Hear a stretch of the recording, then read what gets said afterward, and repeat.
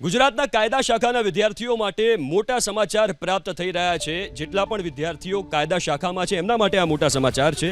4500 કરતાં વધુ વિદ્યાર્થીઓના ભાવિ અંગે હાઈકોર્ટનો ચુકાદો। બાર કાઉન્સિલ ઓફ ઇન્ડિયાએ પ્રોવિઝન સનદ આપવાનો નિર્ણય કર્યો છે। 28 જેટલી ગ્રાન્ટેડ કોલેજોમાંથી LLB પૂર્ણ કર્યા બાદ પ્રોવિઝન સનદ ન મળતા અરજી કરાઈ હતી। હાઈકોર્ટે ચુકાદો આપતા કાયદા શાખાના વિદ્યાર્થીઓને પ્રોવિઝન સનદ મળશે।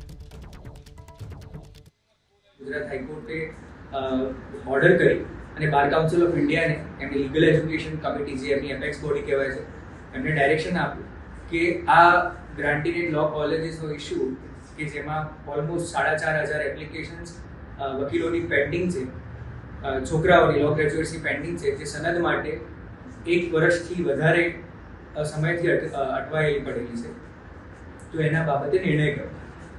તો વિદ્યાર્થીઓના હિતને ધ્યાનમાં રાખી હ્યુમેનિટેરિયન ગ્રાઉન્ડ પર one time major bar council of ઇન્ડિયાએ લઈ અને દરેક વિદ્યાર્થી જે આ ગ્રાન્ટેડ લો કોલેજીસના છે એમને કોલેજીસના સ્ટેટસ રેકોગ્નિશનના ઇસ્યુને સાઈડમાં મૂકી અને એમના પૈસા લેવાનો અધિકાર અબાધિત રાખી અને વિદ્યાર્થીઓને સનદ આપવા માટેનો એલિજિબિલિટી ઠેરવી અને ત્યારબાદ આજે નામદાર હાઈકોર્ટમાં એ રજૂઆત કરવામાં આવી BCI દ્વારા કે આ બાબતે પોઝિટિવ નિર્ણય લીધેલો છે અને આ હુકમ દ્વારા હવે બાર કાઉન્સિલ ઓફ ગુજરાત છોકરાઓ જે લો ગ્રેજ્યુએટ્સ છે એમને સનદ આપવા માટેની પ્રક્રિયા આગળ ધરશે।